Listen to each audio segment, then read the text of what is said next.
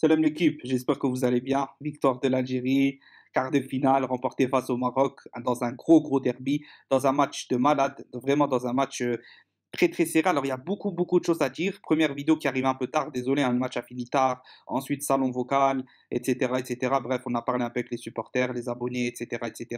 Ouais, beaucoup de choses à dire. En tout cas, là, ça va être une petite vidéo débrief à chaud du match. On félicite quand même le Maroc qui a très bien joué. Le match s'est passé dans le respect sur le terrain. On a vu des beaux gestes entre les joueurs des différentes équipes.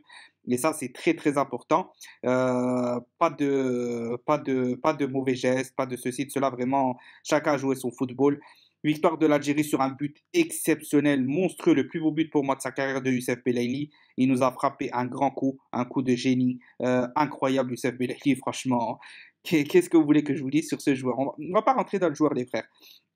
Au niveau de l'équipe, il y a beaucoup de choses à dire. Honnêtement, tout le monde a été bien en place. Une défense de plus en plus solide. Honnêtement, les Marocains sont connus pour faire peur devant les cages, d'enchaîner les buts, de faire des actions très impressionnantes.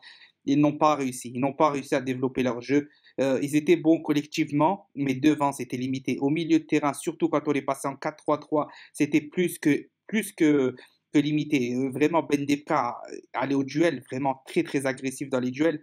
Mrezik était très bon, il a aussi remporté pas mal de duels.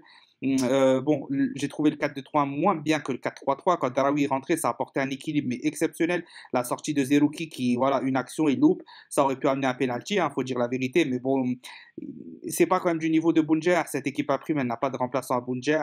Voilà, les joueurs ont joué avec des individualités très fortes, une charnière toujours impressionnante, un Ben Ayed a toujours au top. Chetty qui est monté en puissance au fil du match, où après vraiment il transpercer les lignes adverses, il passait, son impact physique, sa puissance. D'ailleurs, il y en a plein qui sont revenus sur lui, comme ils sont revenus sur Ben Ayeda. Donc voilà, et c'est très bien que les gens reviennent quand ils ont tort sur un joueur et qu'ils reviennent et que ce joueur montre aussi, parce qu'il ne faut pas revenir juste pour rien, il faut revenir quand vraiment le joueur montre des belles choses. Honnêtement, belle équipe, belle équipe. Moi, le problème reste toujours pour moi Bouguera. Je le sens très limité, très limité. Je peux vous assurer que si on n'a pas Belali qui met ce but-là, le match n'est pas pareil. La preuve, c'est qu'ils reviennent à chaque fois. À chaque fois, c'est un coup du sort de Belali qui provoque un péno, un Belali qui marque un but. Donc, ouais, à chaque fois, il nous sort de situations difficiles. Mais on tue pas ces matchs. À chaque fois, on se fait revenir 2 minutes après, 5 minutes après.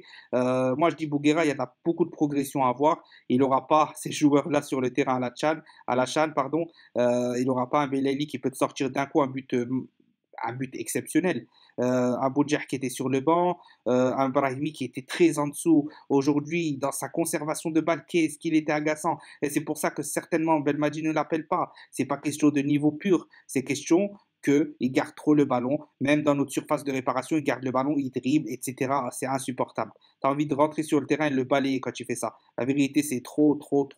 C'est un truc à casser ta télé, à casser ton téléphone, c'est abusé.